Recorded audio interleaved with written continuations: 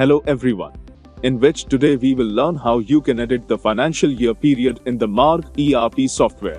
Before starting the process, you need to keep in mind some important points.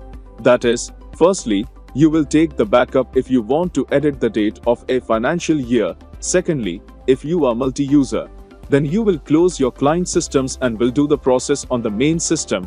Thirdly, you will close your server file. Now let's come and start the process. For this, we will go to the reports menu, then to management reports, then to utilities, and then come to the multi-editing option, and from here we will click on the edit financial period option. Then the window of edit financial period will open, where you will see that the current financial year will be mentioned. Here you can change the date of the financial year as per your requirement. After this, you will type change my financial date and then press enter. Then an alert message window will open, where it will be mentioned that the financial year has been changed. Please run error checking. Now you will click on OK.